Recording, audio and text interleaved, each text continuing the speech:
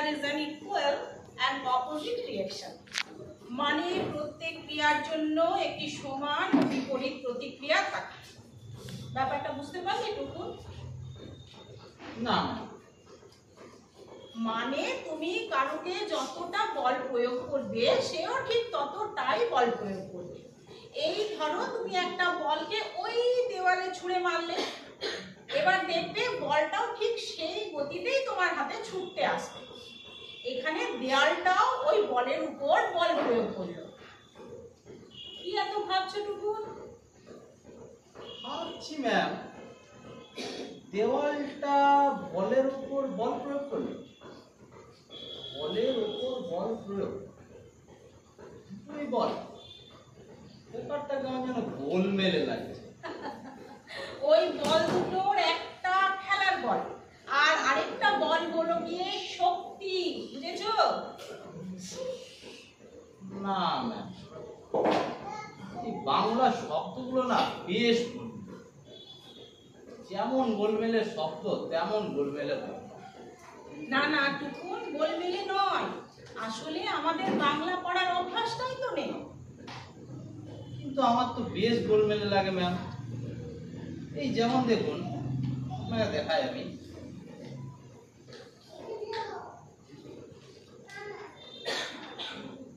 এই যে তালবস্য, মূর্ধন্যস্য, দন্তস্য তিনটেই সম।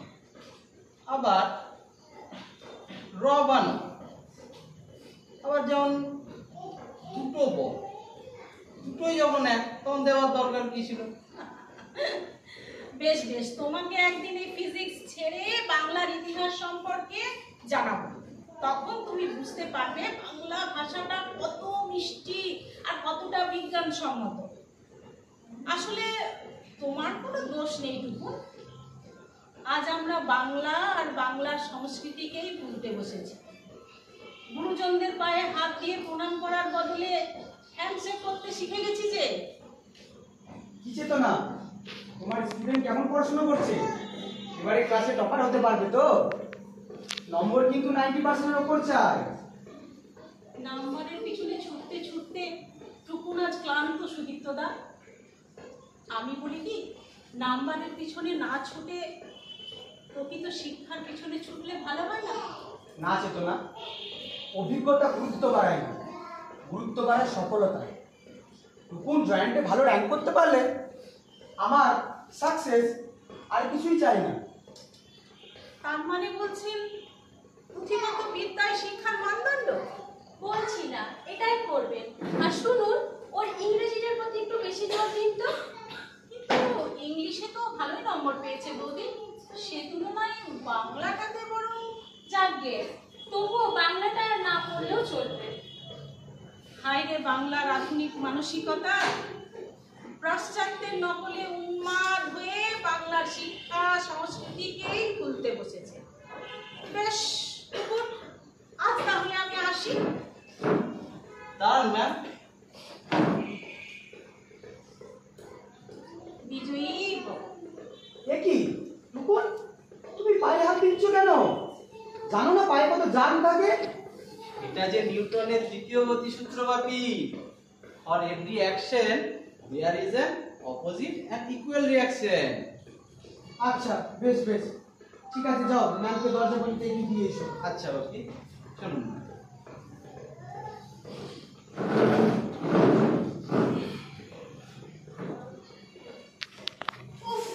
এই ম্যামটাও না টুকুনকে টোলে পণ্ডিত করেই ছাড়বে দেখছি। কেন, কি হয়েছে? যাকে সেসব কথা বলো তো সুদীপ্ত, কাল কত তারিখ? আর কাল তো 7ই মে। শুধু 7ই মে বললে হবে না, কাল কোন দিন? কাল কাল তো 7ই মে, শনিবার, 2025। তাতে কি হয়েছে? ব্যাস হয়ে গেল তো। কাল কি একটা বিশেষ দিন সেটাও তুমি জানো না? কাল কি বিশেষ দিন? কিসের আবার বিশেষ দিন? ও সরি সরি, কিছু মনে করো না, কালকে তো আমাদের টুকুন সোনার বার্থডে। হ্যাঁ তো। টুকুন টুকুন টুকুন, হ্যাঁ বাপি, একবার এদিকে এসো। হ্যাঁ বাপি, অ্যাডভান্স হ্যাপি বার্থডে টুকুন সোনা। ব্যাস এটুকুই। শুধু হ্যাপি বার্থডে বলে আমার সেলিব্রেশন হবে না বাপি, একটা বড় করে পার্টি করতে হবে। বড় করে পার্টি? হ্যাঁ বাপি। ঠিক আছে, দেখছি কি করা যায়। বাপি তবে শুধু বাড়িতে পার্টি করলে হবে না, এখানে আমার বন্ধুদেরও ইনভাইট। বন্ধুদের? হ্যাঁ বাপি। আচ্ছা বেশ, এক কাজ করো, তোমার বন্ধুরা কে কে আছে তুমি বলো, আমি তাদের লিস্ট করে নিচ্ছি। আর আমার অফিসের কয়েকজন কলিগ আছে, আর তোমার মায়ের। আমার পিটিপাড়ের বন্ধুরা। আর আমার ম্যাম। হ্যাঁ, ম্যাম তো বলে দেবো। আর বাপি হ্যাঁ, ঠাম্মি দাদু ভাই। উফ, ডিসগাস্টিং। এই পার্টি সার্টিতে পুরোপুরির কি কাজ? দেখো টুকুন, দাদু ঠাম্মার তো বয়স হয়েছে, আমি বলি কি, হ্যাঁ ওরা কি করে আসবে বলো তো? কেন তুমি নিয়ে আসবে? আচ্ছা বাপি, মানুষেরা বুড়ো হলে কি তাদের সাথে থাকতে নেই? এই শয়তান ছেলে, দাদু ভাই এখানে কি কাজ বলতো? কি করবে ওরা এখানে এসে? বারে তার ঠাম্মি যদি না আসে, আমাকে টুসু ভাদু বাউল গান কে শোনাবে বলো তো? জানো বাপি, ঠাম্মি আমাকে ভাদু গান শুনিয়ে ঘুম পাড়ায়। মা, ও মা, মা তুমি ভাদু গান জানো? ওই যে গো ওই গানটা, ভাদু লে লে লে পয়সা দুয়ানা, তুই কিনে খাবি মিছরির দানা। না না না না, এসব ব্যাকডেটেড কালচারে আমার কোনো ইন্টারেস্টই নেই। বাপি জানো দাদু ভাই আমাকে কি বলেছে জানো? কি বলেছি? অতীত না জানলে ভবিষ্যৎ কখনোই ভালো হয় না। আর কত স্বাধীনতা সংগ্রামের গল্প বলেছে জানো আমাকে? মনসা মঙ্গলও শিখিয়েছে। ঠিক আছে, ছাড়ো ওসব কথা। তার থেকে বরং এই দিনটা আমরা ভালোভাবে সেলিব্রেশন করি। Let's go to the birthday celebration for master টুকু। Yes. Happy birthday. Happy birthday to you. Happy birthday, dear Tuku. Happy birthday to you. May the good Lord bless you. May the good Lord bless you. Happy birthday, dear Tuku. Happy birthday to you.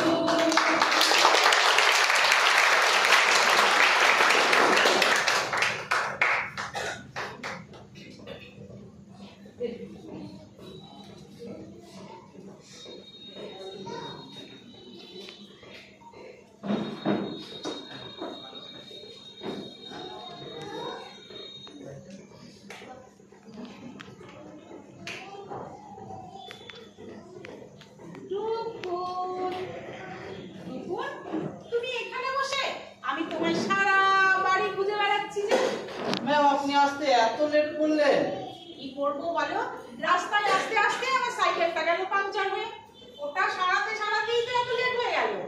আপনার জন্য অপেক্ষা করতে করতেই সবে মাত্র cake কাটা হলো। আপনি কেক খাবেন না ম্যাম? নিশ্চয়ই খাবো, তোমার জন্মদিন আমি কেক খাবো না? কেকও খাবো, আবার জমিয়ে কবজি ডুবিয়ে আবারও খাবো। আচ্ছা কি তোমরা এসে গেছো? এই দেখো না, তোমার জন্য তোমার স্টুডেন্ট একা একা বসে চুপচাপ নীরবে রয়েছে। টুকুন শোনা, এবার খুশি তো? অনেক। শুধু অপেক্ষা, অপেক্ষা না, আপনার জন্য এই শয়তান ছেলে বলে কিনা ম্যাম না আসলে আমি কেকই কাটবো না। এই সবে মাত্র কেক কাটা হলো। আচ্ছা ম্যাম কি দিয়ে বস করেছেন বলুন তো ওকে? ভালোবাসা বৌদি, ভালোবাসা। ভালোবাসায় বোনের বাঘ বস হয়। চাবুক তো আসলে শাসনের নামে শোষণ, ওদের মানুষ বসায় না। এই কারণে সব কথাকে টুকুন ম্যামের প্রসঙ্গ তুলে ধরে। আসলে দাদা, এই ছোটরা যা চায় না, আমরা বড়রা কিছুতে তা দিতে চাই না। আমরা ওদের প্রয়োজনটা খেয়ালই করি না। আসলে আমরা সবকিছুই ওদের উপর চাপিয়ে দিই। সেই চাপ নিতে নিতে ওরা ক্লান্ত হয়ে পড়ে দাদা। তাই হাঁপ ছাড়ার জন্য একজন মনের মতন মানুষ খুঁজে বেড়ায়। কি আর চাপিয়ে দি বলুন, ওই তো পড়াশোনাটুকুই করতে বলি। ওটাই তো বৌদি, তোতা পাখিকে বিদ্যান করার জন্য টুসে টুসে পুঁতি গেলানো ছাড়া আমরা আর কি করি বলুন তো? প্রকৃত শিক্ষা কি ওরা পায়?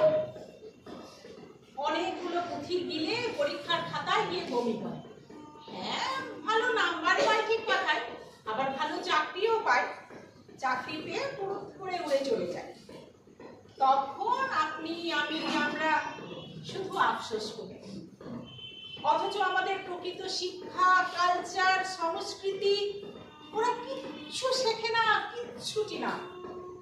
আসলে আমরা শেখাইনি তো কোনোদিন। পাশ্চাত্যের নকল করা আমাদের যে নেশা হয়ে দাঁড়িয়েছে বৌদি। তার মানে তুমি বলতে চাইছো ওকে শিক্ষিত করতে, ভালো মানুষ করতে, ওকে ওয়েল এস্টাবলিশ করতে আমাদের যে প্রচেষ্টা সবকিছুই ব্যর্থ, অন্যায়? না না, এস্টাবলিশ করতে চাওয়াটা অন্যায় নয়। অন্যায় হলো আমরা যেটা চাই সেটা ওর মধ্যে চাপিয়ে দিই। কিন্তু ও যে কি চাই সেটা তো আমরা খেয়াল করি না কখনো। আমি পোয়েট হতে চাই ম্যাম, ঠিক রবীন্দ্রনাথ ঠাকুরের মতো। পোয়েট হবে? দরকার নেই ওসব হওয়ার।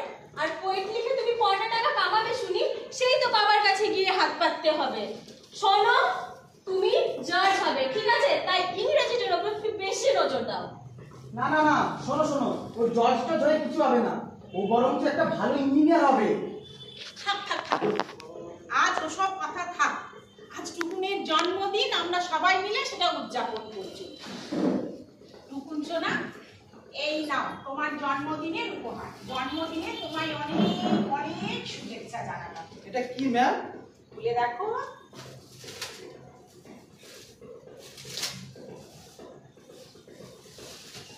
এটা তো বই ম্যাম। রবীন্দ্রনাথের সঞ্চয়। আজ তোমার ছাড়া আরো একজনের জন্মদিন, জানো তো টুকুন? কার ম্যাম? বিশ্বকবি রবীন্দ্রনাথ ঠাকুরের জন্মদিন। তাই তো তোমাকে তার লেখা সঞ্চয়িতা উপহার দিলাম। কিন্তু আমি তো বাংলা পড়তে জানি না ম্যাম। তাতে কি, আমি শিখিয়ে দেব। না না না না, ওসব বাংলা টাংলা শেখানোর দরকার নেই। কি দরকার ওসব বাংলা টাংলা শিখিয়ে?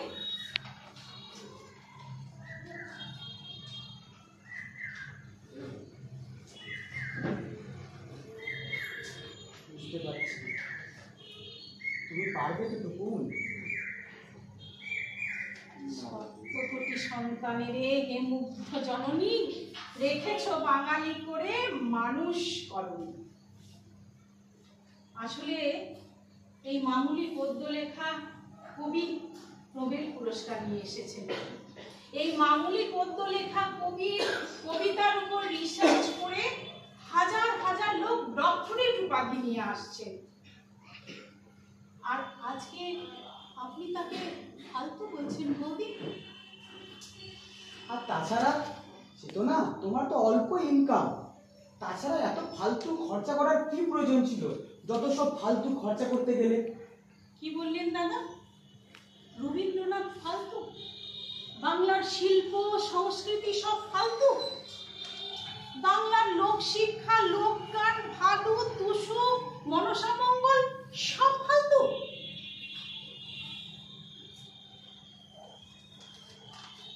না না, তা ঠিক আমি বলতে চাইনি। আসলে বাংলাটা খুব কঠিন। না সুদীপ্ত দা, বাংলা কঠিন নয়। কঠিন হলো আমাদের মানসিকতা। আমরা যে পাশ্চাত্যের নকল করতে করতে ব্যস্ত হয়ে পড়ছি। আচ্ছা সুদীপ্ত দা, আপনি মধুসূদন দত্তের নাম শুনেছেন? কবি মধুসূদন দত্ত। তিনিও এই পাশ্চাত্যের আলোকে নিজেকে আলোকিত করার জন্য বিদেশ চলে গিয়েছিলেন। পরে অবশ্য তিনি তার ভুল বুঝতে পেরেছেন, তবে তিনি ক্ষমাও চেয়েছেন শেষ পর্যন্ত। তবে যদি দয়া করো, ভুল দোষ গুণ ধরো, অমর করিয়া বর দেহ দাসে সুবারুদে। দেখো, যার যেমন চিন্তাধারা। আমার ছোট্ট পরিবার, আমার স্বপ্ন সীমিত। আমি চাই টুকুন আইআইটি পাস করে ভালো টেকনোলজির উপর রিসার্চ করে বিদেশে পড়াশুনো করুন। হ্যাঁ, করবে, করবেই তো। গাদা গাদা পুঁথি গিলে ডিগ্রি অর্জন করে খুব বড় চাকরির সন্ধানে হুশ করে বিদেশে চলে যাবে। আর আপনারা, আমরা বসে বসে সারা জীবনের ইনভেস্টমেন্টের হিসাব করব। ও কিন্তু আর ভুলেও তাকাবে না আপনাদের দিকে। আসলে দেখছেন না আমাদের একান্নবর্তী পরিবার কেমন ভেঙে টুকরো টুকরো হয়ে যাচ্ছে।